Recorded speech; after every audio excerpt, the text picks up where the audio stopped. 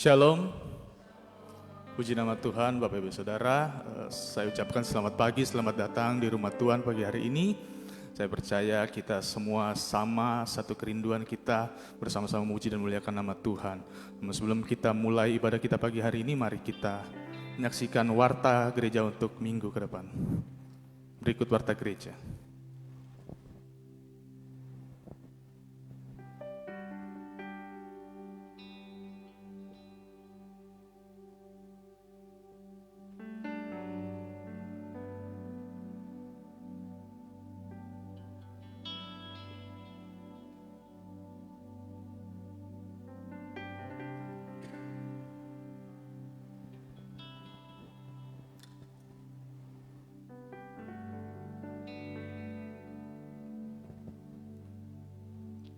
Dan untuk pengumuman tambahan, setelah ibadah selesai, dari pihak panitia pembangunan akan memberikan penyampaian. Mohon kesediaan jemaat setelah ibadah selesai bisa bertahan sebentar.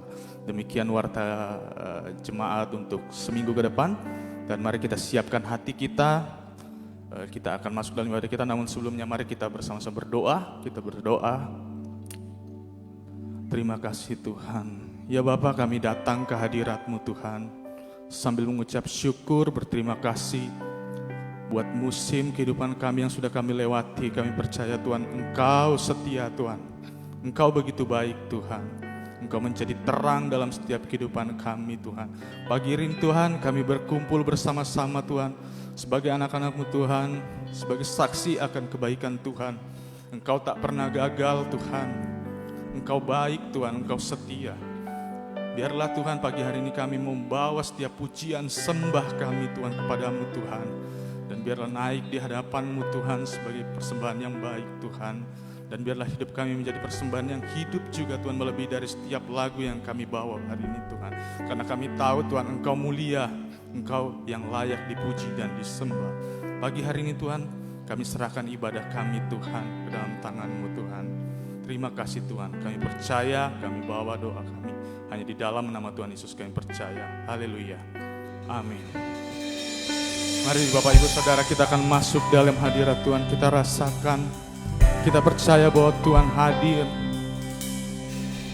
mendengar setiap seruan dan doa kita. Terima kasih Tuhan.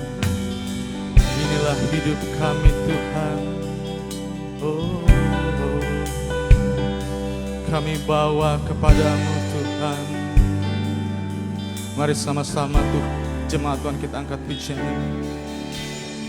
Inilah hidup ku serahkan kepadamu.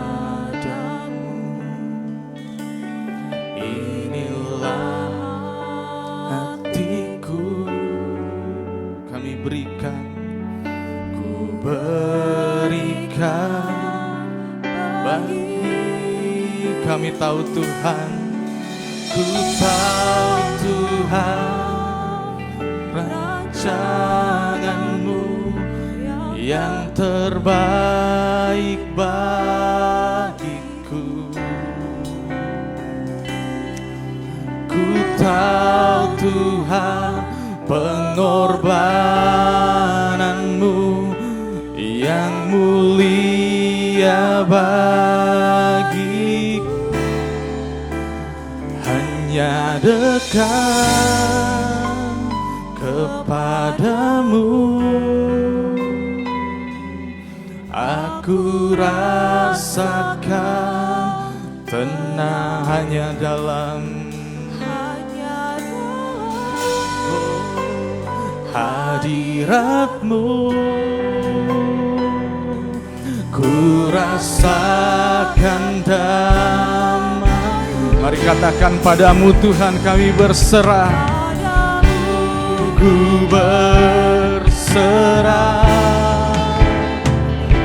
Yesus sumber harapanku. Ku percaya padamu, penyelamatku. hanya dekat kepadamu Tuhan, hanya dekat kepadamu. Aku rasakan tenang hanya dalam hadirat-Mu. Ku rasakan damai-Mu, padamu Tuhan. Ku berserah, Yesus, Engkau berharapanku. Ku percaya padamu, penyelamatku. Oh, Engkau penyelamat kami Tuhan. Kami percaya, terima kasih. Ku mau berjalan bersamamu Tuhan. Walau sekalipun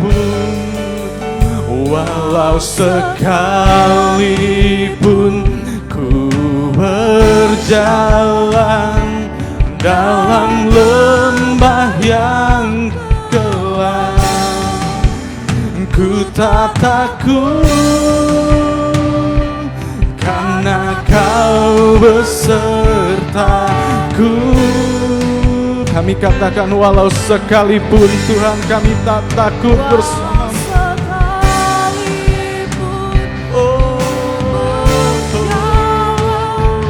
Dalam lembah yang gelap, ku tak takut karena Kau besertaku. Mari dengan iman kita katakan, walau sekalipun ku berjalan dalam lembah yang gelap, ku tak takut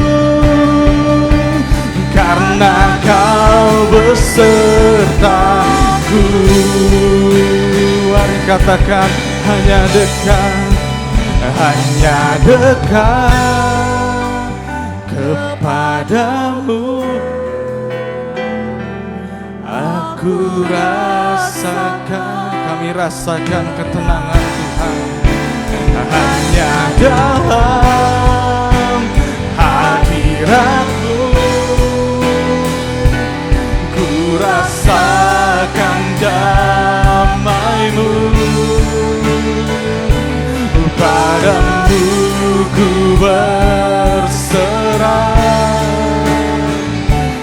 Yesus sumber harapanku. Ku percaya padamu, penyelamatku. Padamu kami berserah Tuhan, kami nyatakan padamu ku berserah, Yesus sumber. Kaulah sumber harapan kami Tuhan. Ku percaya padamu, penyelamatku. Mari kita nyatakan, padamu kami berserah Tuhan. Oh, padamu ku berserah, Yesus sumber-sumber harapanku.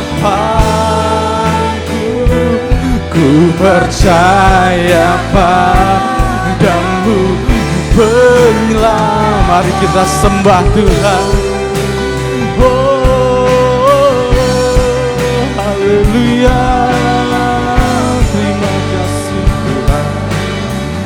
Kami percaya Tuhan, kami percaya hanya padamu Yesus, berjalan bersamamu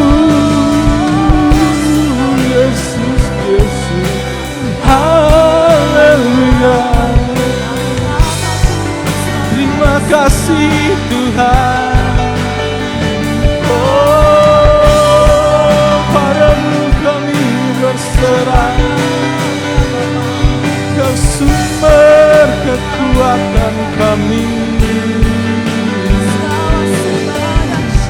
Terima kasih Tuhan. Terima kasih Yesus, Yesus. Oh, ku mau berjalan bersamamu, berjalan bersamamu Tuhan. Segala syukur hormat bagimu kami sembah.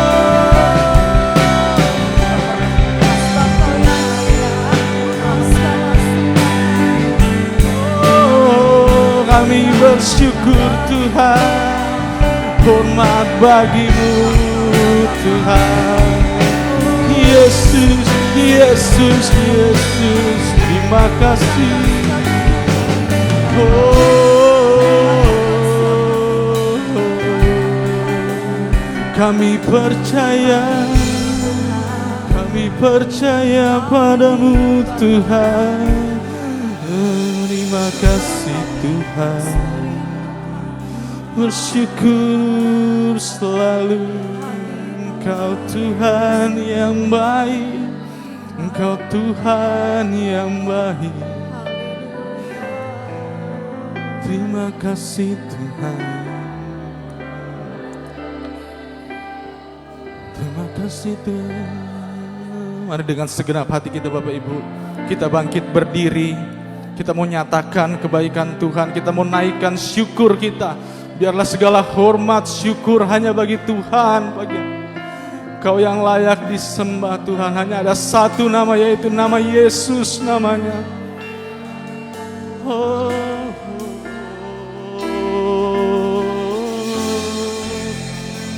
terima kasih Tuhan.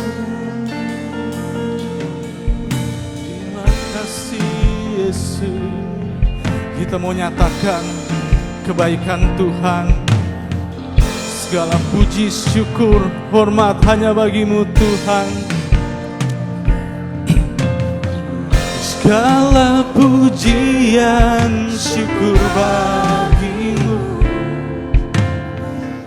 Kau hadir dalam hidupku.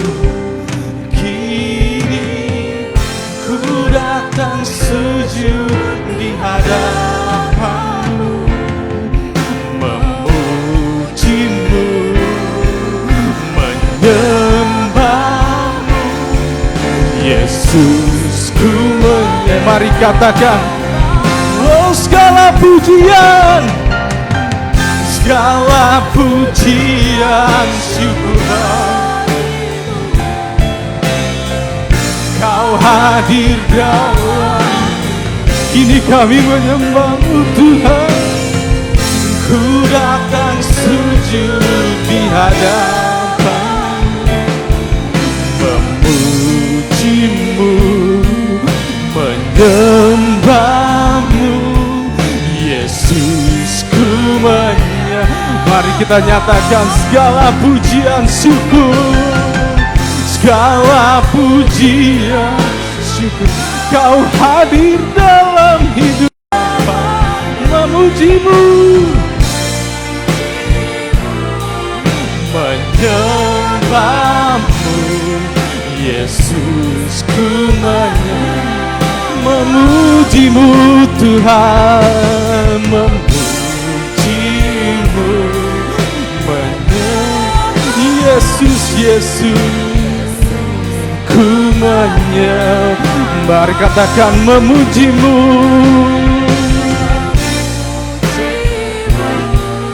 menyembahmu, Yesus ku menyembahmu. Bersyukur Tuhan, haleluya. Segala puji, hormat, syukur bagi Tuhan kita. Kita tetap bangkit berdiri, kita mau bersukaria, kita mau nyatakan nama Tuhan kita, nama Yesus, Dia yang berkuasa.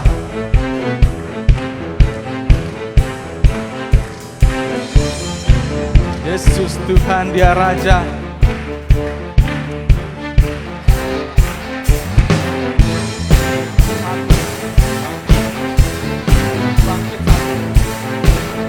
Oh, mari sama-sama kita angkat pujian ini, kita mau percaya.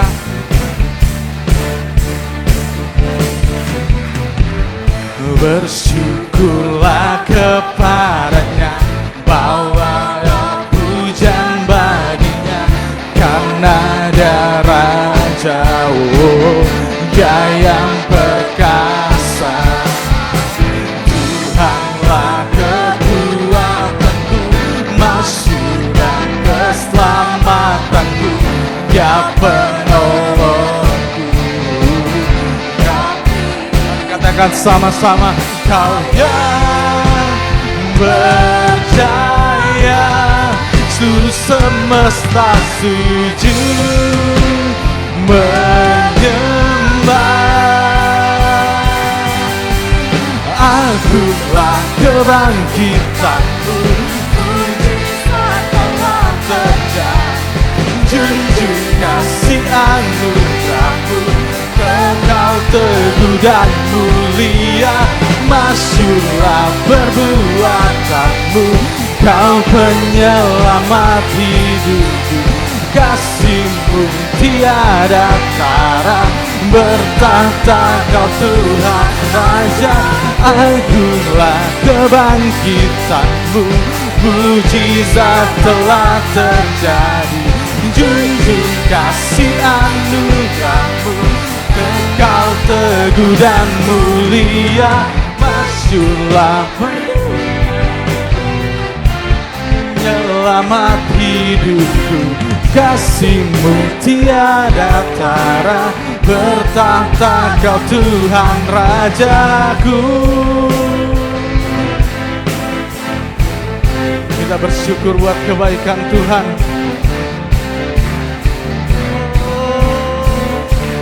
Mari katakan, Kaulah yang berjaya, Kau yang berjaya, seluruh semesta sujud menyembah. Kau yang berjaya, Kau yang berjaya, seluruh semesta sujud menyembah. Mari katakan, agunglah kebangkitanmu, agunglah kebangkitanmu, mujizat telah terjadi, junjung kasih anugerahmu, kekal teguh dan mulia, masyurlah perbuatanmu, Kau penyelamat hidupku. Kasih-Mu tiada tara, bertahta Kau Tuhan Rajaku. Haleluya.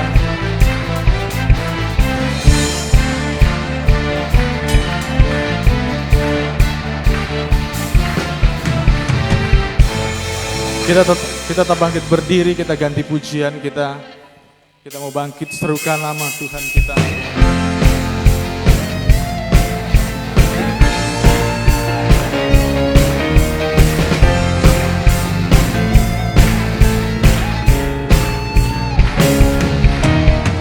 Bangkit, serukan nama Yesus,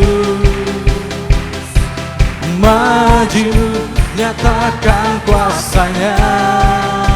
Mari kita buat iblis gemetar, kalahkan tipu dayanya, dengan kuasa namanya. Bangkit, serukan nama Yesus, maju, nyatakan kuasanya. Kita buat iblis gemetar, kalahkan tipu dayanya, dengan kuasa namanya. Nama Yesus, menara yang kuat. Nama Yesus, Yesus, kota benteng yang teguh. Nama Yesus, kalahkan semua musuh. Di atas segalanya, nama Yesus, mari nyatakan. Nama Yesus, menara yang kuat. Nama Yesus, kota benteng yang teguh. Nama Yesus, kalahkan semua musuh. Nama Yesus, di atas segalanya. Mari katakan nama Yesus. Nama Yesus, di atas segalanya. Nama Yesus, di atas segalanya. Amin.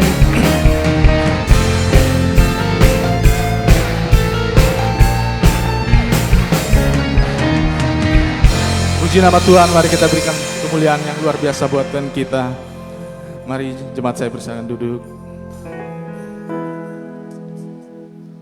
Sebelum kita masuk dalam firman Tuhan, mari kembali kita naikkan pujian kita. Kita mau lebih dekat lagi dengan hadirat Tuhan. Terima kasih Tuhan. Kami bersyukur Tuhan buat kasih-Mu Tuhan. Engkau baik.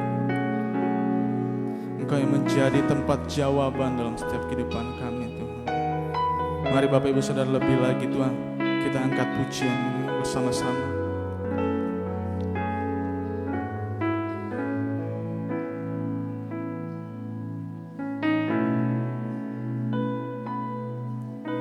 Kau telah buktikan cinta-Mu padaku. Kau membayarku dengan hidupku. Ku bersyukur yang ada padaku. Semuanya kami persembahkan Tuhan. Ku persembahkan seluruh hidupku di mezbah-Mu. Mari kita nyatakan hanya Kau menjadi tempat jawaban. Hanya Kau tempatku berharap. Berjalan bersama-Mu, ku takkan goyang. Sebab tangan kasih-Mu tersedia bagiku. Kau, mari katakan dengan suara, hanya Kau yang menjadi tempat jawaban. Hanya Kau tempatku berharap. Berjalan bersama-Mu, ku takkan goyang. Sebab tangan kasih tersedia bagi kami. Tersedia bagiku. Selamanya Kau ku cinta. Kami katakan hanya Kau yang menjadi tempat jawaban. Hanya Kau tempatku berharap. Berjalan bersama-Mu, ku takkan goyang. Sebab tangan kasih-Mu tersedia bagiku. Selamanya Kau ku cinta. Tangan kasih-Mu tersedia bagiku. Selamanya Kau, sebab tangan kasih-Mu Tuhan. Mimbar saya serahkan pada hamba-Nya. Sebab tangan kasih-Mu tersedia bagiku. selamanya Kau ku cinta.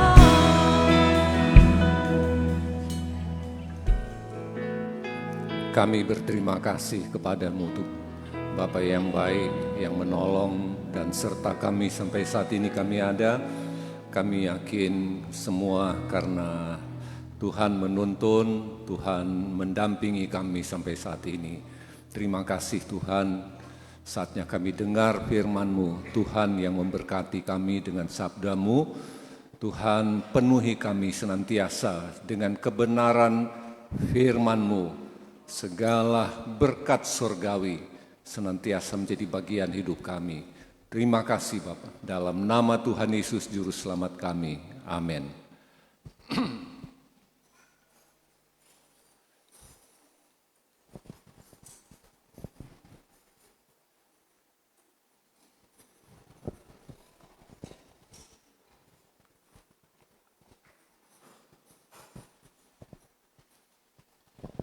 Baik, shalom. Shalom. Puji Tuhan, bersyukur pada Tuhan. Tuhan baik bagi kita semua. Tuhan sudah tolong berkati kita. Sampai saat ini kita ada karena kasih Tuhan.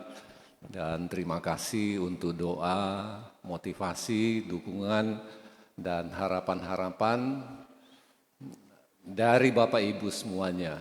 Ya, untuk saya yang kemarin genap 67 tahun, ya, karena saya lupa, saudara. Saya lupa, jadi waktu minum pagi itu saya ada istri, ada VV duduk di meja, lantas saya terima telepon dari Pak Albert. Ya, Pak Albert, selamat ulang tahun. Loh, ulang tahun? Oh iya, tanggal 7. Ya, terima kasih Pak Albert ingatkan. Ya, nah, dan anak ini kayak dia mengerti gitu, cucu saya ini. Kok dia langsung salaman, dia nggak ada yang suruh, dia salami saya gitu. Dia tarik tangan omaknya, salami saya juga gitu. Ya, puji Tuhan, saudara-saudara dikasih Tuhan di umur 67. Ya, sesuatu yang tambah angkanya, saudara, tapi waktu untuk kita di dunia ini berkurang, ya, jadi tidak nambah, justru berkurang. Ya, semua dalam rancangan Tuhan tentunya. Ya, siapapun juga kita ada saat, ada waktunya di mana kita juga mengakhiri pertandingan kita, mengakhiri pergumulan, mengakhiri perjalanan kita yang panjang dalam dunia ini. Saya yakin setiap kita di umur sekian ada banyak pengalaman-pengalaman kehidupan.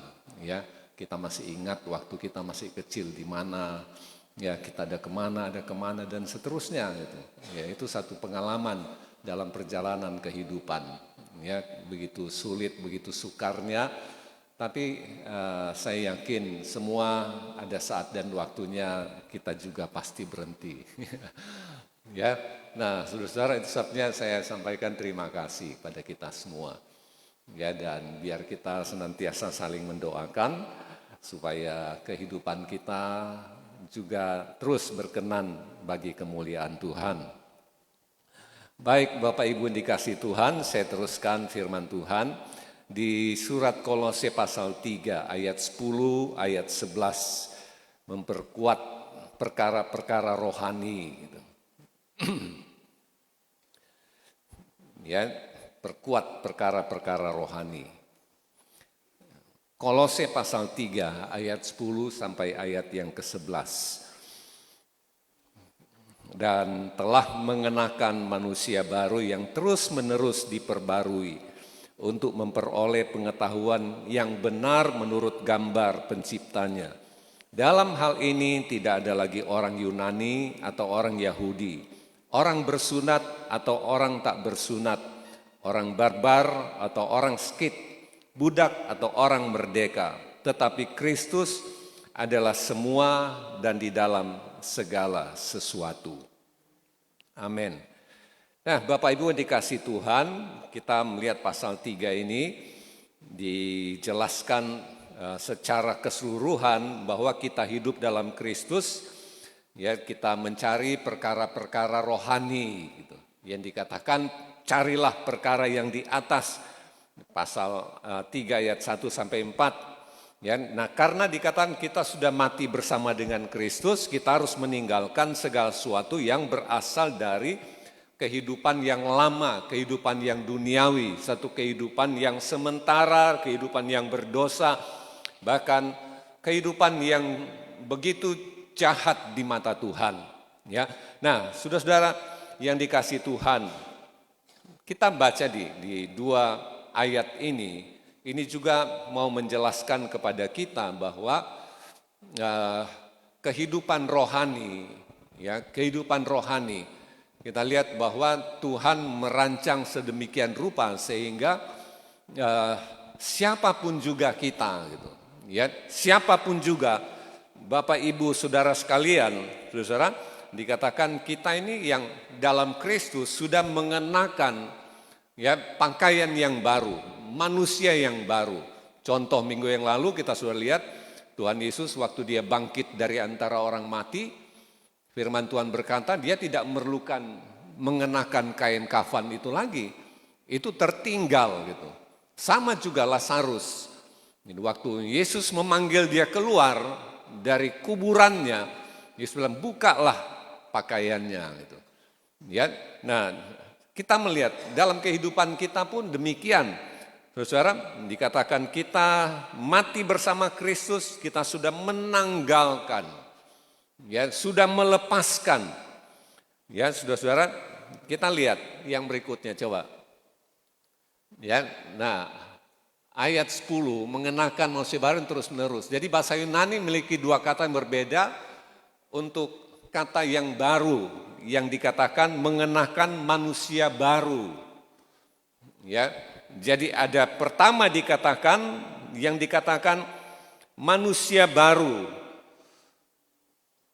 adalah neos yang berarti baru menurut waktu. Kalau kita lihat baik makanan atau apa semua ada kadaluarsa untuk sekarang ini, tanggal-tanggal kadaluarsa.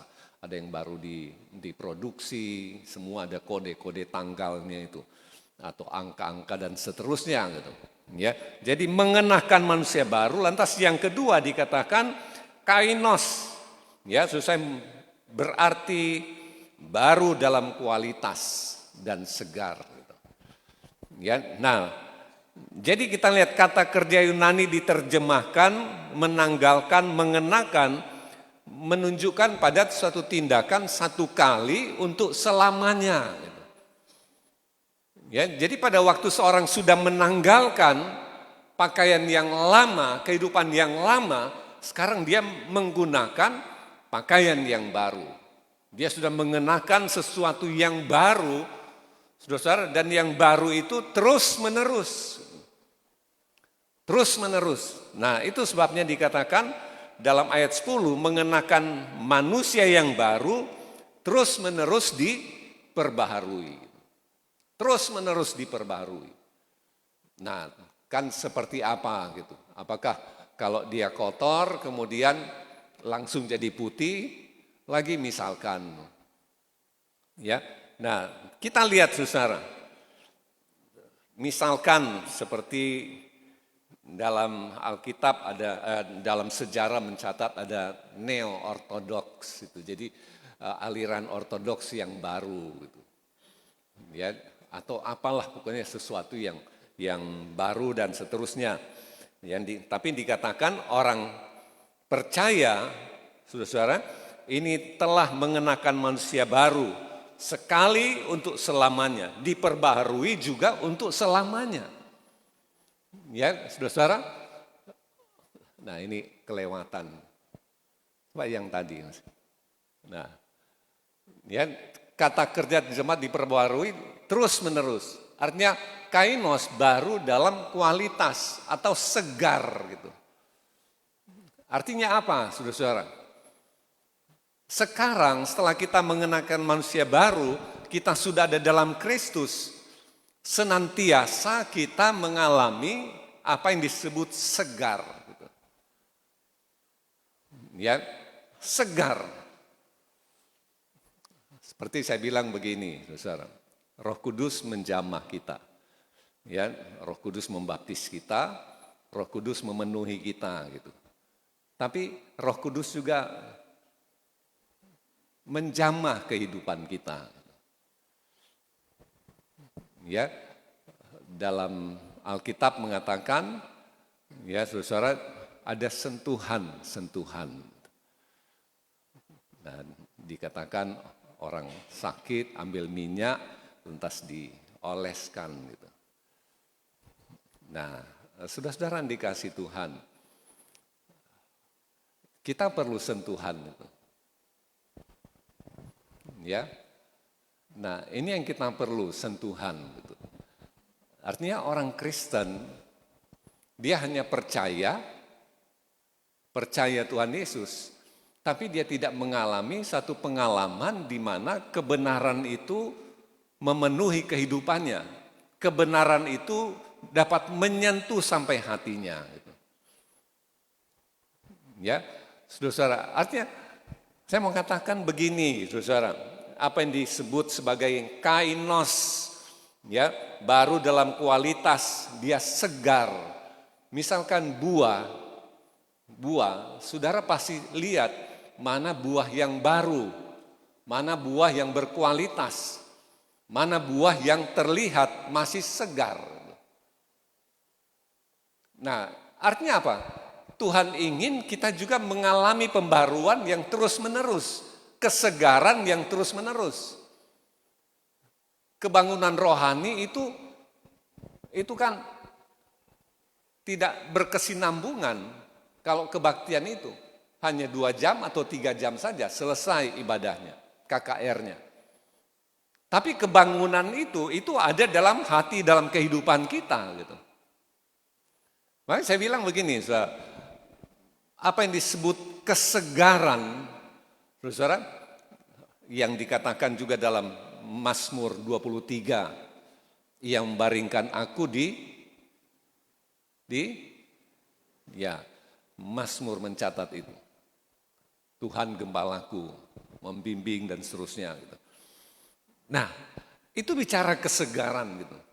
Kesegaran artinya begini, saudara. Mungkin satu waktu kita lemah, mungkin satu waktu kita punya pergumulan, atau juga tidak gitu. Tidak ada pergumulan, tidak ada kebutuhan apa-apa. Tapi ada satu saat di mana kita merasakan, kita mengalami bahwa ada sesuatu yang sedang bekerja di hati kita. Yang membuat kita itu tertunduk, yang membuat kita itu kok kenapa begini? Kenapa begini? Kita punya sukacita yang begitu besar. Sukacita yang besar, tapi kenapa air mata harus netes? Orang menang lomba itu kan tidak selamanya itu dia menangis itu sedih. Tapi suatu sukacita yang begitu besar, kesenangan yang, kegirangan yang besar memenuhi hidup. Dia bisa menangis. Ya. Nah, pada waktu Roh Kudus menyentuh kita, saudara, satu waktu dia sentuh kita supaya kita bisa bangkit lagi, supaya kita punya semangat lagi. Amin. Ya, itu, saudara. Itu jadi pengalaman kehidupan gitu. Tahu pada waktu kita berdoa, kok nggak bisa berhenti. Pada waktu kita sembah, nggak bisa berhenti. Kenapa gitu?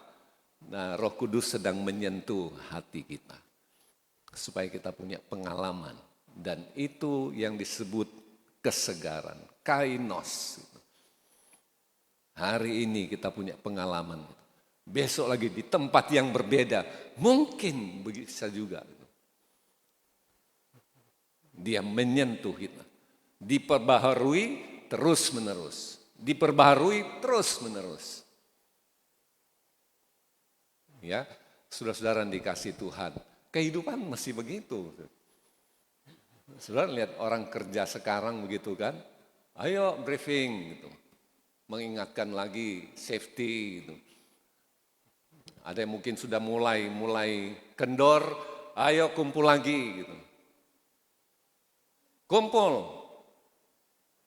Kenapa begini? Kenapa begitu? Ingat keamanan. Ya, begitu.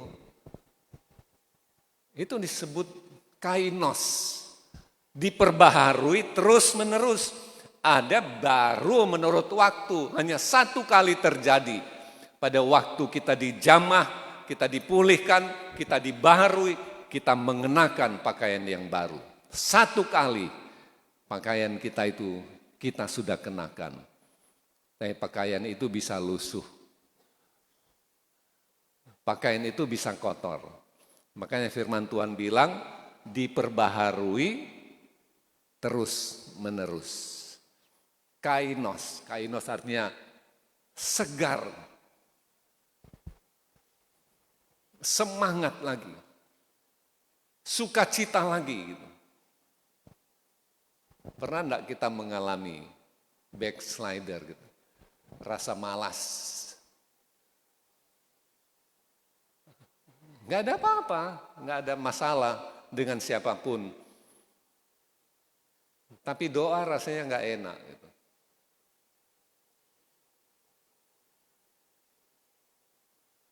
Siapa di sini pernah begitu? Jangan angkat tangan.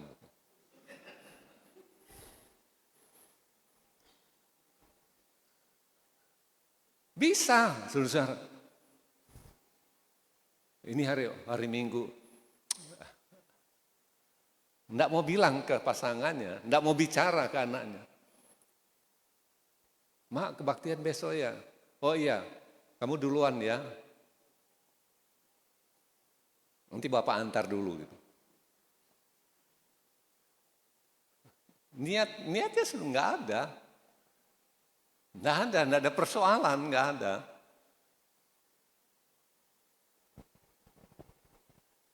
Oleh itu kemunduran gitu. Jadi stuck gitu. Nah, kita perlu sentuhan tuh begini. Amin. Perlu sentuhan. Makanya ini yang dikatakan, kita nggak perlu lepas baju yang sudah dipakai, nggak perlu. Ya, nah makanya temanya ini kan memperkuat perkara-perkara rohani. Makanya dibarui lagi supaya kita semangat lagi, kita bangkit lagi, kita hidup lagi, kita bergairah lagi, kita punya sukacita lagi. Ya, saudara-saudara yang dikasih Tuhan, biarlah kehidupan kita senantiasa keterhubungan dengan Roh Kudus. Ya, dia senantiasa membuat kita diperbaharui terus menerus. Nggak ada orang yang tahan dengan duka cita. Gitu. Ya, tidak ada orang tahan dengan cobaan. Tidak ada orang yang tahan dengan pergumulan. Ya, saudara, tidak ada orang yang tahan juga dalam perjalanan kehidupan. Dia hanya bisa tahan kalau Tuhan mendampingi kehidupannya. Ya, puji Tuhan. Nah, kita lihat yang berikutnya.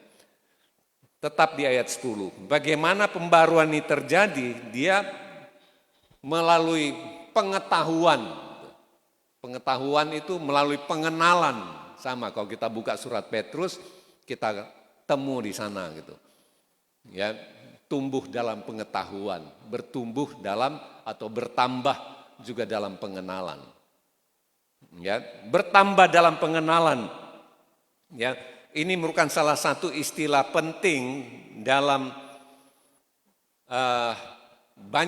banyak aktivitas rohani gitu. Ya, saudara, jadi pengetahuan itu dieksplor gitu. Ayo, Anda harus tahu ini, harus tahu itu. Tapi dalam pengalaman rohani itu tidak ada, saudara. Sehingga pengetahuan itu tidak merubah kehidupan. Tapi pengenalan itu dia merubah kehidupan. Gitu. Yang saya kasih contoh kan begitu, anak bayi mana dia tahu bapak ibunya.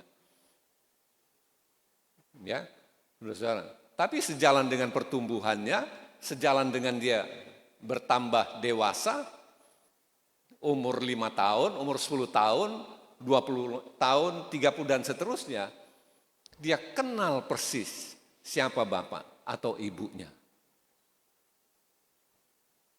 Ada orang ngaku, saya 6, siapa bilang?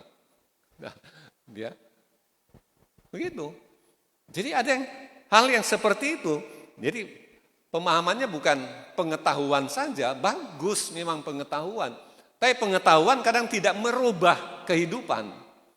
Ada banyak orang pintar, banyak orang cerdas. Banyak orang tidak baca Alkitab pun dia tahu, oh gereja kan harus begini, pendeta kan harus begitu, jemaat kan harus begini. Tapi dia tidak lakukan apa yang menjadi hak dan kewajibannya sendiri dalam hubungan dengan persekutuan apalagi dalam hubungannya dengan Tuhan. Tapi dia tahu. Ya, jadi pengetahuan sini menuju pada pengalaman. Ya, ini suatu pengetahuan benar itu betul. Pengetahuan jangan salah, saudara, supaya kita tidak tersesat. Gitu. Kata firman Tuhan, gitu. Menguji roh itu tidak mudah. Gitu. Roh itu sudah kita alami dulu dalam hidup kita, baru kita bisa menguji roh yang lain. Ya, saudara-saudara yang dikasihi Tuhan. Artinya apa? Semakin baik seorang mengenal Kristus, seorang akan lebih menjadi serupa dengan Kristus. Coba kita buka Filipi pasal yang ke-3 ayat 10. Filipi pasal 3 ayat 10. Yang kukehendaki ialah mengenal dia dan kuasa kebangkitannya serta persekutuan dalam penderitaannya di mana aku menjadi serupa dengan dia dalam kematian. Rasul Tuhan mengatakan yang kukehendaki adalah mengenal Kristus dan kekuatan dari kebangkitan itu sendiri. Ya, kuasa kebangkitan, dia ingin kenal itu, dan persekutuan dalam penderitaan Kristus. Nah, ini yang kadang kita gagalnya di situ. Persekutuan dalam penderitaan siapa? Kristus. Kita enggak suka itu. Betul kan, saudara? Banyak kita enggak suka. Apa yang disebut persekutuan dalam penderitaan Kristus. Saudara masih ingat enggak penderitaan Yesus itu seperti apa? Belum disalib. Masih jalan-jalan di masyarakat gitu. Ya, dia dikata-katain, betul enggak? Bahkan dibilang kerasukan setan. Diapain lagi? Ya, dia ditolak.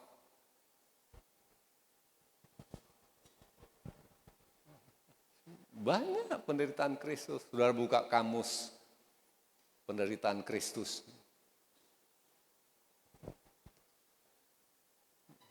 Sampai mati disalib. Tapi Paulus bilang, saya itu mau mengenal persekutuan dalam penderitaan Kristus. Nah ini, kita mungkin baru dikata-katain orang, sudah memaki-maki gitu. Mungkin bukan salah kita, atau salah kita juga. Ya, saudara-saudara yang dikasihi Tuhan. Nah ini, jadi semakin baik kita mengenal Kristus, semakin baik kerinduan kita mengenal kekuatan kebangkitannya, kekuatan penderitaannya. Saudara-saudara, kita akan semakin serupa dengan karakter Kristus. Yang dikatakan Matius pasal 11, dia lemah lembut dan apa? Dua hal, lemah lembut, rendah hati. Sudah, hati kita sudah lemah lembut? Atau keras lembut gitu? Lemah lembut. Apalagi dengan rendah hati gitu. Ya, saudara, apa dibanggakan? Oh, saya kan marga ini, saya kan darah biru, kamu darah merah. Gitu. Saya turunan bangsawan, kamu apa? Gitu. Nah, saudara-saudara yang dikasihi Tuhan, sampai kita mencapai karakter itu, yang dikatakan lemah lembut, Matius 11, dan rendah hati.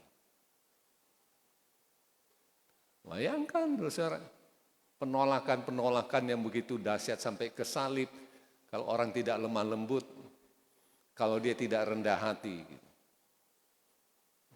Dia menerima kenyataan.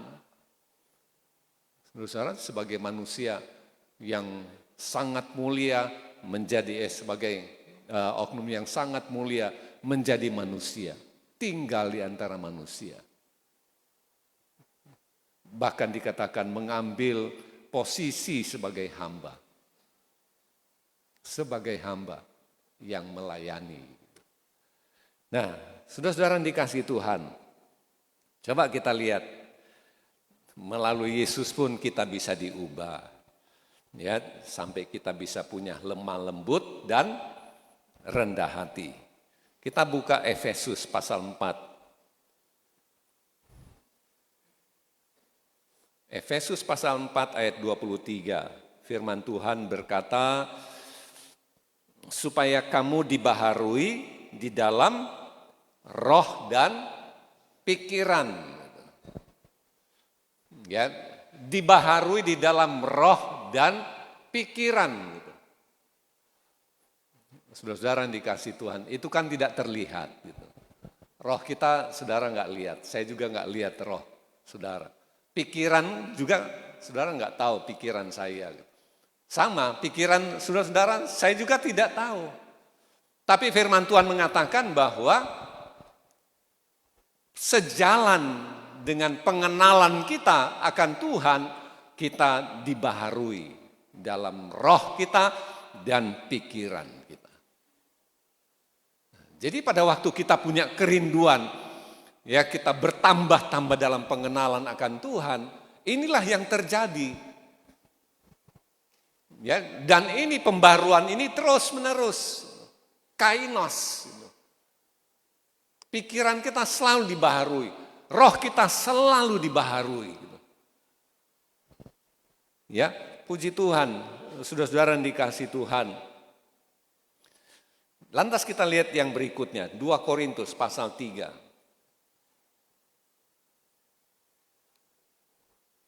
2 Korintus pasal 3, ayat yang ke-18.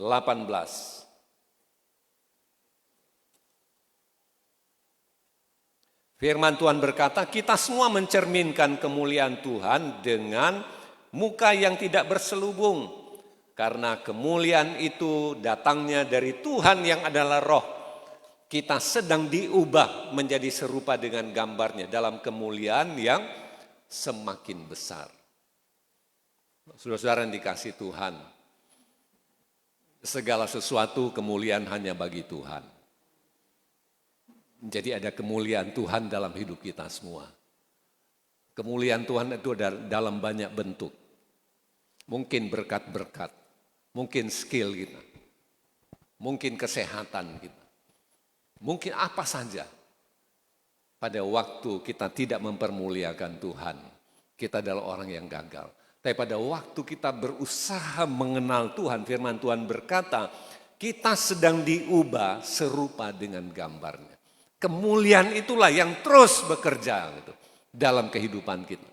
Ya, nah itu sebabnya melalui Kristus, ketika kita bertumbuh dalam pengenalan, pengetahuan firman Tuhan, kita diubah oleh Roh Allah untuk memiliki gambar yang mulia. Ya, saudara-saudara dikasih Tuhan. Jadi kemuliaan itu yang Tuhan anugerahkan kepada kita, ini juga menuntun kita. Ya, menuntun kita supaya secara perlahan dalam proses kita serupa dengan gambar Kristus. Ya, sebabnya inilah yang memperkuat perkara-perkara rohani. Kalau kita tidak yakin akan kemuliaan Tuhan, ya kita nggak akan pernah mengalami hal-hal yang seperti ini. Ya, memang saudara, kita harus akui sejalan dengan waktu, kita kok bisa jadi lebih sabar. Betul ya? Waktu saudara masih umur potensial 25 tahun, 30 tahun, 40 tahun. Wah, pokoknya apapun yang terjadi, terjadilah gitu. Berani kamu sentuh saya. Pokoknya jangan coba-coba. Gitu. Begitu ya, saudara? Tapi sejalan dengan waktu, saudara punya umur 60, 70, ya udahlah. Tenanglah. Sabar. Nanti kita lihat minggu depan apa itu sabar. Panjang sabar. Untuk apa mau marah kayak gitu? Nggak usah marah lah. Menyiksa diri sendiri. Padahal dulu mana menyiksa diri sendiri. Tapi sejalan dengan waktu terus yang berubah. Apalagi kehidupan rohani. Amin. Mestinya begitu kehidupan rohani. Kehidupan rohani nggak bisa dilihat dari waktu. Ya, waktu ada orang dewasa rohani umur 25 dia bagus. Bagus, punya kerendahan yang bagus, punya hati yang bagus. Dan seterusnya. Saudara-saudara, jadi nggak bisa dibilang, oh nanti umur sudah 60, 70. Tapi kita yang umur begini, kita merasakan bisa lebih bijak. Ya, bisa lebih tenang, bisa lebih damai. Ya, saudara-saudara yang dikasih Tuhan. Coba kita lihat yang berikutnya, Roma 12 ayat 2.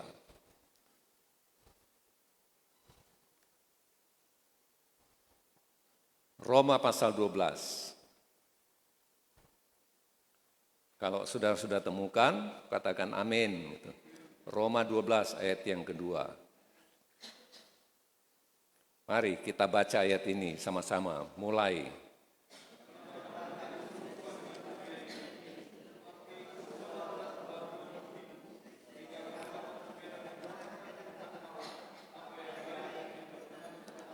Dan sempurna. Amin. Ya. Kita lihat Tuhan mengubah dengan memperbaharui pikiran kita. Gitu. Ya, sama seperti Efesus 4 ayat 23. Gitu. Ya, dia mengubah, memperbarui pikiran kita supaya pikiran kita ini terisi dengan firman Tuhan. Ya, pikiran kita ini dipengaruhi oleh kebenaran firman Tuhan. Jadi tidak semata-mata pertimbangan manusia, kata Rasul Paulus, tapi pertimbangan oleh firman kebenaran yang ada dalam pikiran. Makanya kalau kita nggak pernah dengar firman Tuhan, ya begitu, kosong pikiran kita. Maunya kita itu mau marah saja, mau marah, emosi saja, mau apapun juga gitu. Jadi kalap. Kenapa? Karena pikiran gitu. Lihat, Tuhan memperbarui kita itu pikiran. Itu sama juga bagian pertama itu dalam Efesus. Pikiran. Gitu. Tapi dalam bagian ini dikatakan bahwa jangan jadi serupa dengan dunia. Berubah oleh pembaruan budi. Bisa membedakan mana yang bagus, mana yang tepat, mana yang menguntungkan, mana yang tidak. Gitu. Mana yang perlu, mana yang tidak perlu. Ya, saudara-saudara yang dikasihi Tuhan, sebabnya dikatakan terus kita memikirkan apa yang berkenan, ya saudara-saudara di hadapan Tuhan, apa yang baik dan yang sempurna, kata firman Tuhan coba, gitu.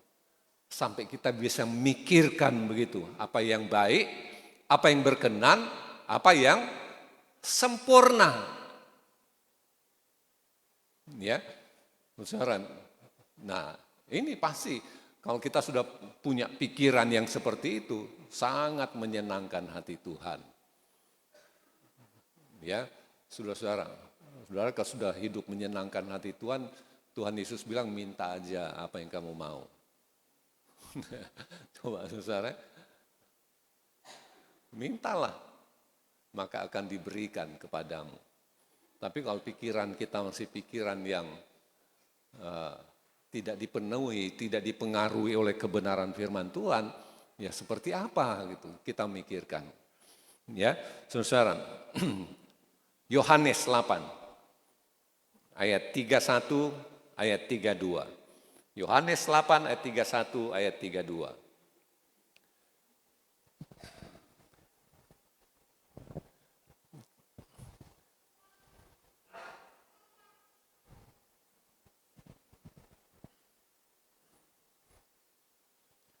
Kalau sudah temukan, saudara katakan amin. Mari kita baca ayat ini sama-sama. Mulai. Yesus. Kalau kamu tetap benar-benar, kebenaran itu akan menyelamatkan kita. Kebenaran itu akan melepaskan kita. Kebenaran itu akan memerdekakan kehidupan orang percaya dari kehidupan yang lama dan terus menerus pada kehidupan yang sudah dibaharui lautan. Jadi rencana Tuhan bagi kita adalah kita menjadi serupa dengan gambar anaknya. Dengan gambar Kristus. Ya, ini mengacu pada karakter, saudara, ini mengacu pada kualitas rohani dari manusia batin kita. Ya, saudara, coba kita lihat lagi ayat 11 di surat Kolose pasal 3 ayat 11. Kita kembali ke sana. Kalau tidak di sini ada ayatnya. Ya. Dalam hal ini tidak ada lagi orang Yunani atau orang Yahudi, orang bersunat, orang tak bersunat, barbar atau orang skit, budak atau orang merdeka. Tetapi Kristus adalah semua dan di dalam segala sesuatu. Jadi mau menjelaskan di sini yang saya katakan tadi, rencana Tuhan kita mencapai karakter Kristus. Nah, ayat 11 ini mau menjelaskan pada kita siapapun juga orang itu, bangsa manapun, kalau dia seorang yang sudah disatukan bersama dengan Kristus, dia dapat mencapai hal yang sama untuk semuanya. Itu yang kita kenal, ada visi, ada misi. Tidak bisa dipisah. Visi itu apa? Visi itu baik pribadi atau secara kelompok, kita mencapai sesuatu yang panjang. Ada gereja punya visi begini, sukses di dunia sampai di sorga. Nah, begitu saudara. Berhasil di dunia sampai di sorga. Ya. Lantas ada misinya. Misinya itu mencapai apa? Untuk mencapai sampai di sorga itu apa? Ada misinya. Misinya apa? Mengabarkan Injil, bersaksi. Misinya apa? Misinya adalah persekutuan yang kuat, firman Tuhan yang kuat, dan seterusnya. Sampai dia mencapai keberhasilan juga. Sampai di sorga gitu. Jadi misi itu satu jangka pendek, satu kegiatan, satu aktivitas untuk mencapai apa yang disebut visi. Gitu. Saya lupa gitu, saya pernah bikin visi misi gereja kita karena itu diminta oleh Dimas juga gitu. Syarat-syarat itu semua komplit gitu.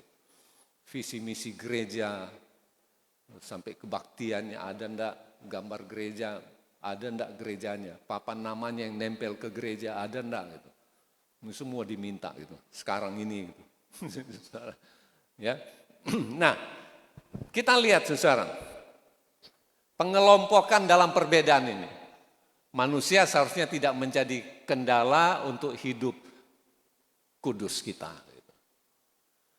Ya, saudara bangsa mana? Saudara suku mana? Kita bisa mencapai karakter itu. Ya, saudara boleh punya budaya. Saudara punya boleh adat istiadat seperti apa yang paling tidak sesuai dengan kebenaran firman Tuhan. Ya, adat istiadat kah, budaya seperti apa kah, latar belakang kelompok saudara dari suku mana, suku apa, semua dapat mencapai kehidupan yang firman Tuhan berkata kita mencapai karakter. Ya, mencapai karakter, kualitas rohani yang sama. Ya, pertama dalam Kristus tidak ada perbedaan kebangsaan, tidak ada Yunani, tidak ada Yahudi. Coba saudara, ayat ini merinci hal itu. Dia mau menegaskan, ini kan beda bangsa, gitu. Beda budaya, gitu. Beda tempat, beda latar belakang, dan seterusnya. Tapi firman Tuhan mengatakan itu dalam Kristus nggak ada perbedaan. Makanya gereja yang bikin kelompok-kelompok, kalau kelompok persekutuan nggak apa-apa, tapi jadi gap seperti kita pihak Apolos, pihak Petrus, pihak Kefas, saya pihak Kristus. Nah itu yang bahaya, perpecahan.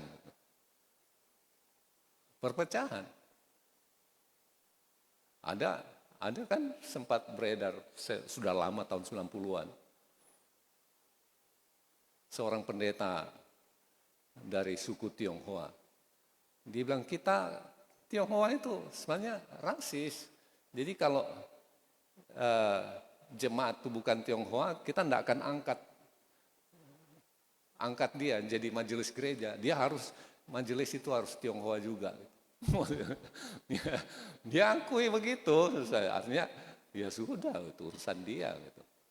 Nah itu yang memecah belah gereja, gitu. Yang buat terus kelompok-kelompok ya sudah lama-lama itu pisah nanti itu. Ya, Paulus bilang orang Yunani kah, orang Yahudi kah, semua dalam Kristus tidak ada perbedaan kebangsaan. Yang berikutnya, ya saudara-saudara. Agama tertentu juga yang bersunat dan yang tidak bersunat. Jadi yang bersunat yang merasa, saya lebih rohani. Atau yang tidak bersunat merasa, enggak ada lah. Dalam Kristus tidak ada. Ya, dia enggak disunat, kamu enggak masuk surga nanti. Betul enggak saudara? Coba kita baca ayat, tidak ada pengakuan terhadap perbedaan agama sebelumnya. Saudara ada di aliran bersunat. Lantas yang lain di aliran tidak bersunat. Tidak apa-apa, tidak ada masalah. Pada waktu dia sudah menjadi percaya kepada Kristus. Semua dapat mencapai karakter. Semua dapat mencapai kehidupan kualitas rohani. Yang sama gitu. Yang sama. Coba kita lihat berikut saudara. Ya, bahkan dalam Kristus juga tidak ada perbedaan budaya yang dikatakan barbar atau orang skit. Ya, ini barbar itu apa sih? Barbar itu zaman Romawi kuno itu orang pendatang dari Malta. Jadi Malta itu ada satu pulau di antara Afrika Utara, Mesir dengan Eropa gitu, atau Asia juga. Nah, orang-orang pendatang yang hidupnya tidak beradab. Tapi orang jahat juga mereka, bisa jahat. Kalau saudara baca Jepang itu, karena orang Jepang asli kan tidak mau kerja bangunan. Nah, terus didatangkanlah dari India. Nah, terus India di salah satu komunitas, mereka buat budaya mereka dengan membuang sampah sembarangan. Orang Jepang tidak begitu. Disuruh pulang-pulang. Nggak boleh tinggal. Itu budaya gitu. Ya, ini orang-orang barbar gitu. Jadi barbar tuh orang-orang yang seperti itu, saudara. Ya, sembarang aja gitu. Sembarang gitu. Barbar. Apalagi soal adab, etika gitu. Nggak pakai itu, orang-orang barbar itu. Ya, makanya kita harus jaga juga sih ya, anak-anak jangan menormalisasi. Saudara bilang, wah masih kecil kok, nggak apa-apa. Saya pernah hadir satu kebaktian di satu keluarga, bukan saya yang khotbah. Jadi saya dapat tempat dalam rumah, lantas kami sekeluarga gitu. Nah lantas anak yang punya rumah itu sudah 4 tahun kali 5 tahun, saya lupa ya. Jadi pendetanya duduk di sofa. Pendeta mereka itu duduk di sofa yang panjang, sisanya kosong gitu. Nah, anak yang punya rumah itu tiduran di sofa, angkat kaki kayak gini.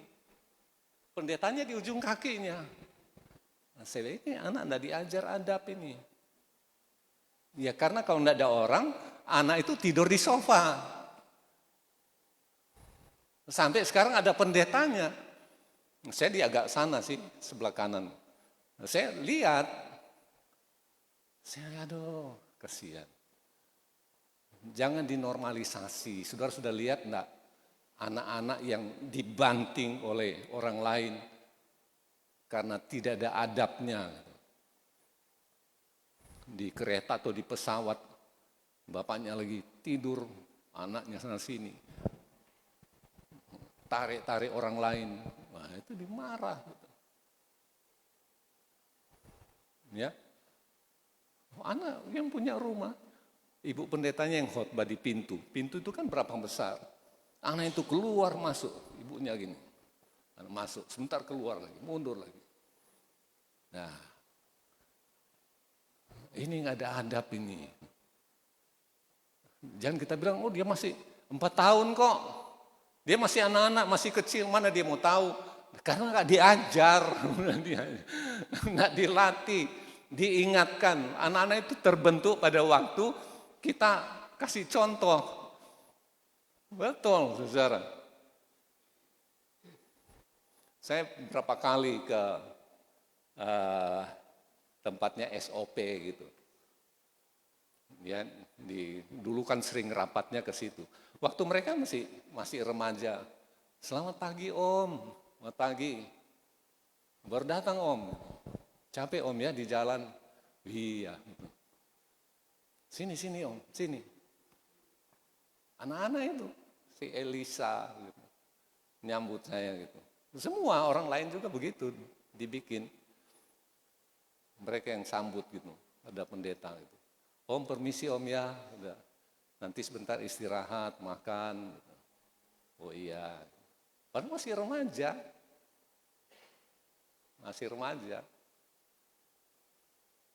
Oh punya adab gitu. Baru-baru saya lihat satu video di rumah makan, salah satu restoran. Jadi anak itu sudah kelihatannya sudah besar sih, udah remaja gitu. Sendoknya apa dia lempar ke orang lain, kena yang ibu. Bapak ibu lagi makan di meja sebelah, anak itu lempar, kena ibu. Bapak itu berdiri, tegur, marah. Lantas ibunya bela anaknya. Nah, masalah. Ada orang lain melihat orang itu melerai gitu. Tapi bapak itu sudah sempat dorong kepala anaknya 2-3 kali gitu. Anaknya duduk ketawa-ketawa aja gitu. Yang melerai lihat begitu, malah dia tempeleng. Dia tempeleng di muka ibunya. Udah, dia biarin aja gitu. Itu seperti itu. Nah, di rumah jangan dinormalisasi dengan mengatakan dia masih kecil, dia masih anak-anak, dia tidak ngerti apa-apa. Dilatih. Ini barbar makanya, dia jadi barbar orang-orang ini. Ya, jadi mereka ngungsi, mereka merantau ke Eropa, terus kehidupan mereka itu begitu, gitu. Tidak ada adabnya. Seperti yang saya bilang itu, Jepang itu karena orang Jepang asli tidak mau kerja bangunan, panggillah orang-orang dari India. Nah, India sudah sampah sana sini, gitu. Orang Jepang asli kan tidak mau lihat sampah kayak gitu, mereka marah gitu. Nah, itu soal adab gitu. Ya karena mereka biasa begitu. Ya, di tempat mereka sudah begitu, dibawalah ke tempat lain. Seperti itu. Ini barbar. Nah, skit, siapa itu skit? Skit itu preman. Lebih jahat dari barbar. Begal. Bahasa keren kita, skit itu begal. Ya.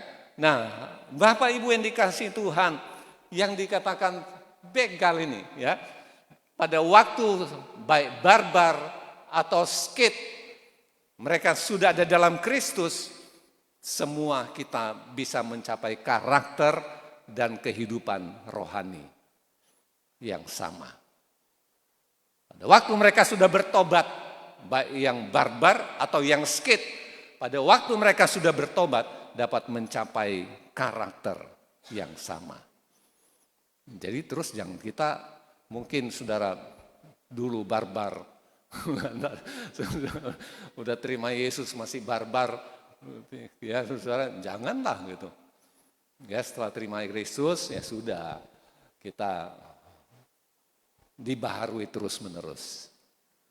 Ya sama skit itu kata lain dari preman, dari begal, orang jahat. Saudara bisa lihat di pelajaran firman Tuhan, orang-orang skit ini.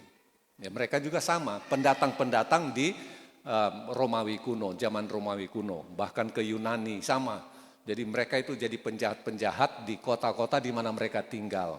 Jadi orang Yunani menganggap semua orang bukan Yunani adalah orang barbar. Orang paling barbar adalah orang skit gitu, ya. Nah, itu orang Yunani anggap mereka begitu. Demikian pula dengan status ekonomi, politik yang dikatakan orang merdeka dan budak. Gitu. Jadi ada orang yang rendah secara ekonomi, secara kedudukan sosial masyarakat, ada orang punya kedudukan. Pada waktu mereka sudah percaya Kristus, firman Tuhan berkata mereka sama juga dapat mencapai karakter Kristus, mencapai kehidupan rohani yang sama-sama dalam Kristus. Puji Tuhan. Mari kita lihat yang ayat berikutnya. Galatia pasal 3 ayat 28.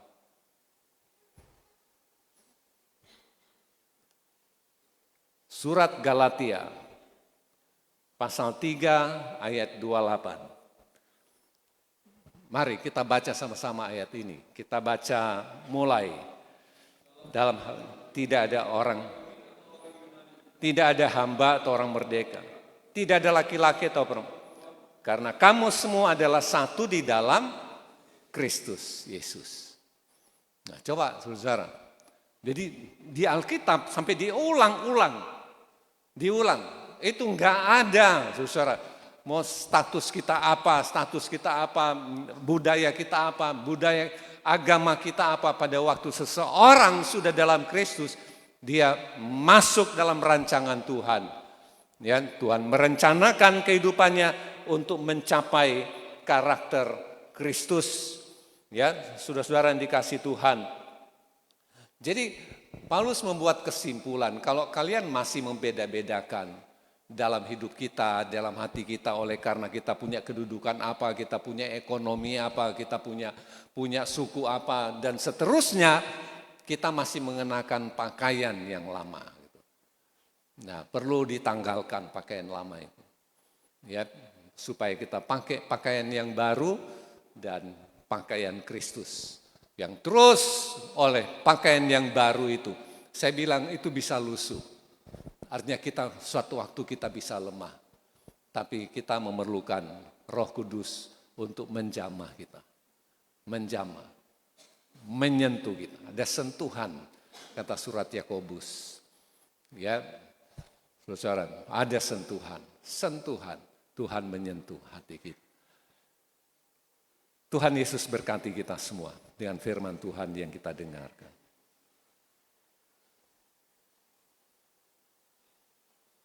Kita naikkan tuh nyanyian Bapa sentuh hatiku, ubah hidupku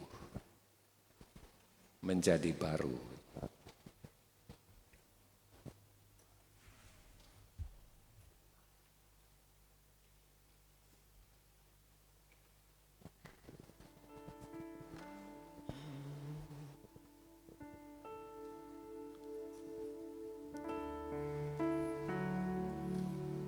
Bapa, sentuh hatiku, ubah hidupku menjadi yang baru, bagai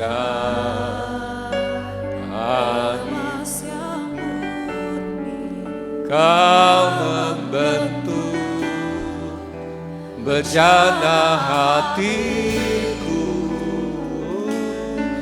Bapa, ajarku mengerti sebuah kasih yang selalu memberi, bagai air mengalir yang tiada pernah berhenti. Betapa aku mencintaimu, Tuhan. Aku mencintai segala yang telah terjadi. Tak pernah sendiri jalani hidup ini, selalu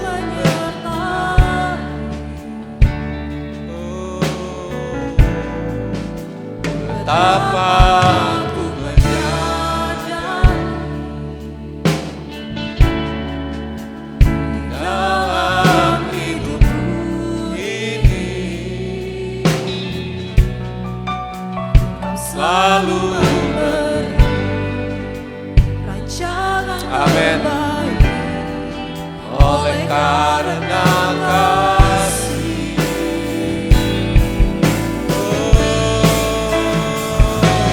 Bapa, sentuh hati, amin, haleluya, ubah hidupku menjadi yang baik, bagai emas yang murni. Kau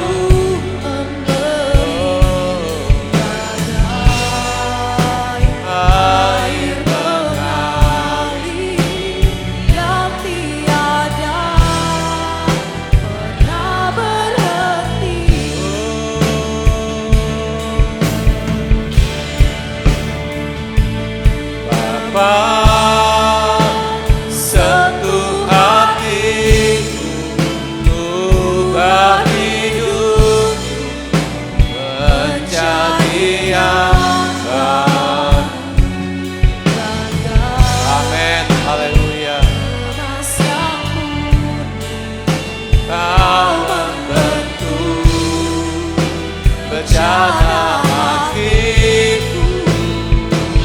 Bapa, ajarku mengerti sebuah kasih yang selalu memberi bagai air mengalir yang tiada pernah berhenti. Mari kita berdiri semua. Bapa, sentuhan, amin. Ubah hidup Oh, haleluya, haleluya. menjadi yang baru. Bagai emas yang murni, kau membentuk bejana hatiku.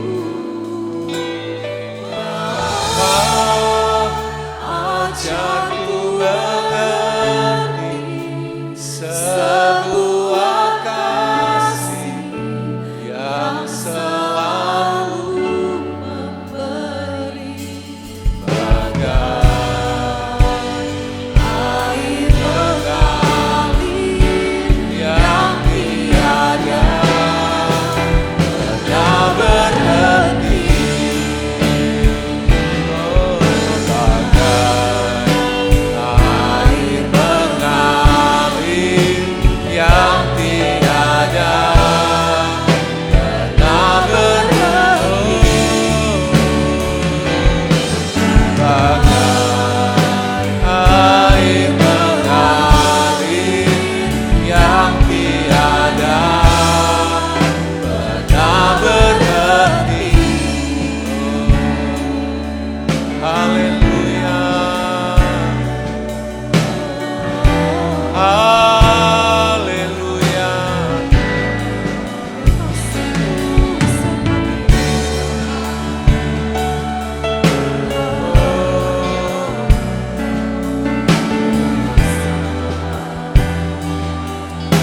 Haleluya,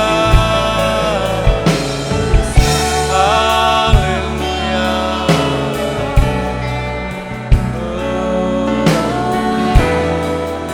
Kami sembah, kami sembah Engkau, kami mengasihi Engkau Yesus. Haleluya, haleluya, haleluya, haleluya. Mulia namamu, mulialah Engkau Tuhan. Oh, puji namamu, puji namamu.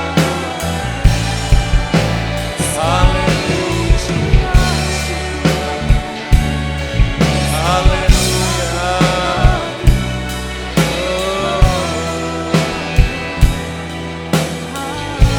haleluya. Terima kasih.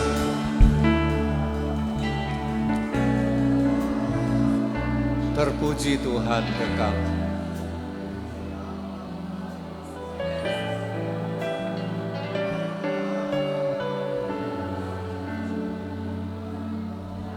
Terima kasih.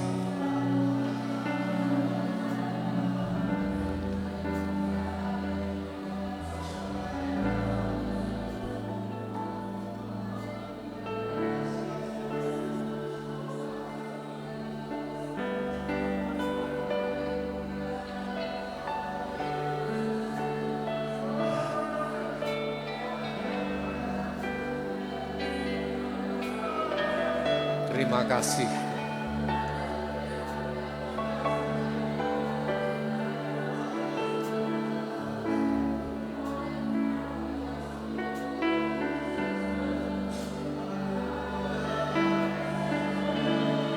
Haleluya, haleluya, haleluya. Haleluya. Terima kasih. Kami mengasihi Engkau. Yesus, Yesus, Yesus.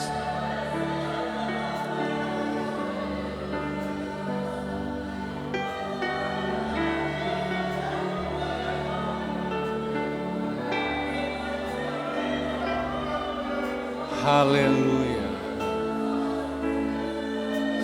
Haleluya. Haleluya. Puji namamu. Puji namamu. Terima kasih. Oh, Yesus.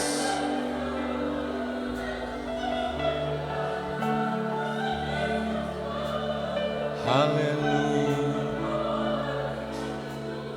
Haleluya.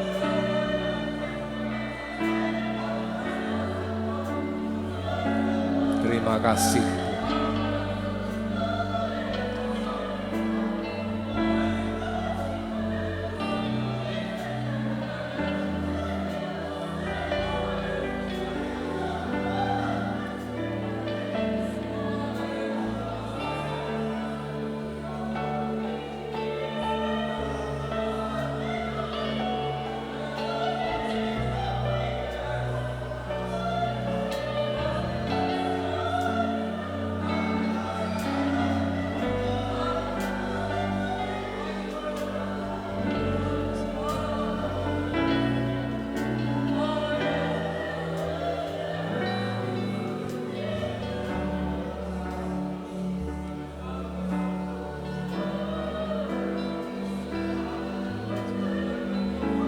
Haleluya.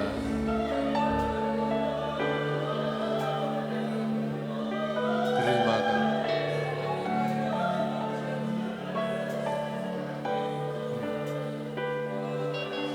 Terima kasih. Bapa, terima kasih. Terpujilah Tuhan kekal selamat. Kami bersyukur untuk firman-Mu yang sudah kami dengar. Roh Kudus memeteraikan kebenaran firman-Mu dalam hidup. Kiranya kami boleh bertumbuh, bertambah-tambah. Kami terus-menerus diperbaharui sampai pada kehidupan rohani yang terbaik bagi kemuliaan-Mu. Terima kasih Tuhan, Engkau yang berkati pekerjaan-Mu di tempat ini. Pelayanan-pelayanan yang kami selenggarakan semua diberkati. Tuhan juga memberkati semua apapun yang jadi program kami dahulu dalam segala perkara. Tolong berkati semua jemaat GBT Muara Jawa. Diberkati dalam pekerjaan, usaha apapun yang dijalankan. Diberkati dalam rumah tangga. Diberkati dalam pengiringan kepada Tuhan. Semua bertumbuh dewasa dalam Engkau. Sentiasa dipenuhi oleh buah-buah Roh Kudus. Diberkati juga semua anak-anak kami dalam masa pendidikan mereka, diberi kecerdasan. Anak-anak kami dalam pertumbuhan, Tuhan juga tolong mereka. Tuhan senantiasa menyertai. Mereka kuat, sehat, dan jamah saudara-saudara yang sakit saat ini. Tuhan menjamah hidup mereka, memulihkan. Kami mematahkan semua penyakit dalam nama Tuhan Yesus Kristus. Dalam nama Tuhan Yesus. Tuhan, kiranya belas kasihan-Mu dinyatakan. Kiranya kekuatan kuasa-Mu selalu menjadi kenyataan atas setiap anak-anak-Mu yang saat ini sedang terbaring sakit. Tuhan tolong berkati semua sanak saudara keluarga kami di mana berada. Anak-anak kami semua yang mungkin jauh dari kami. Kiranya Tuhan menyertai mereka, menjaga, melindungi, menolong mereka semua. Diberkati juga semua gereja Tuhan. Hamba-hamba Tuhan seluruh umat-Mu, kesatuan gereja, demikian juga pergumulan-pergumulan gereja-Mu. Umat-umat Tuhan di berbagai tempat, semua ditolong dan disertai Tuhan. Tuhan berkati sarana pekabaran Injil, Tuhan pakai dalam bentuk apapun sarana pekabaran Injil ini. Kiranya dapat menjangkau setiap suku, kaum, bangsa, bahasa, dan mereka dimenangkan. Demikian pula Tuhan, kami doa bagi bangsa negara kami Indonesia. Tuhan berkati bangsa ini. Bangsa yang kami kasihi, berkati pemerintah kami, pusat daerah. lebih khusus Muara Jawa di mana kami tinggal. Diberkati Tuhan, terpujilah Tuhan kekal selama-lamanya. Saatnya kami kembali ke tempat masing-masing. Tuhan serta kami, Tuhan menjaga, melindungi, menolong kami, mendampingi hidup kami sekarang dan selama-lamanya. Dan saudara-saudara arahkan hati dan terimalah berkat Tuhan.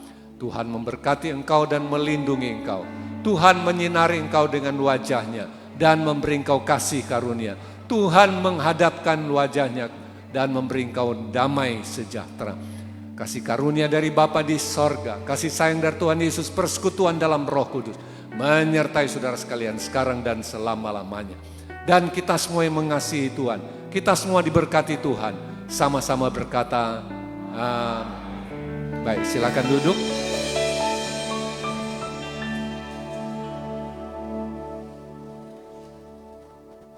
Siapa yang menyampaikan langsung supaya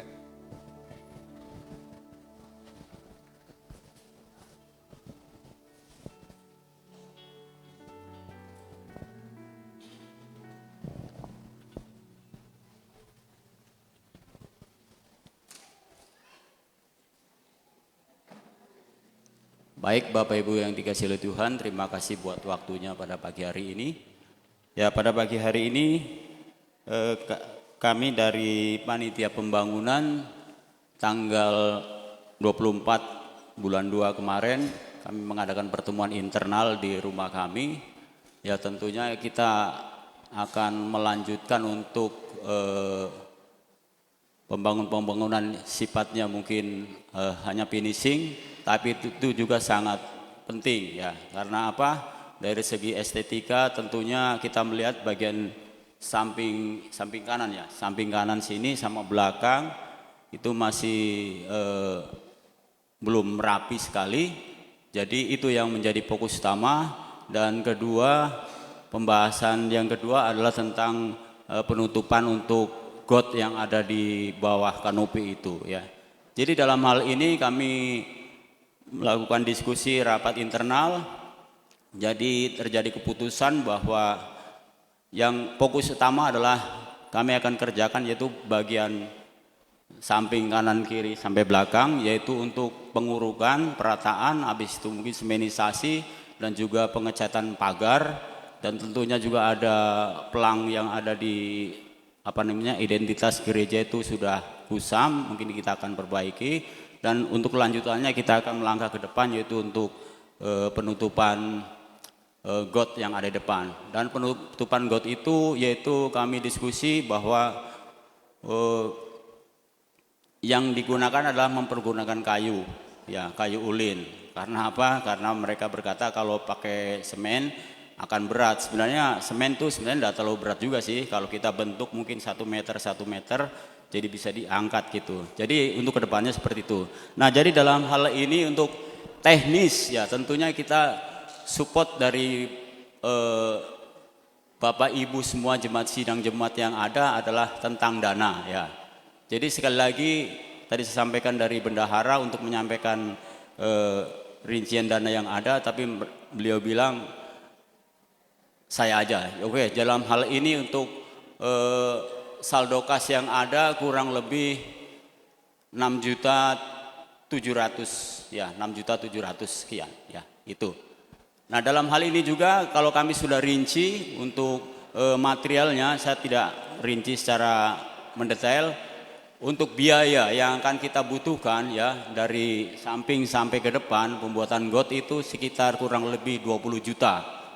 Nah, seperti yang kemarin untuk kanopi bahwa kita anggarkan sekitar 12 jutaan, ternyata lebih karena ada biaya-biaya yang tidak terduga, belum beli kabel dan lain sebagainya. Ternyata seperti itu.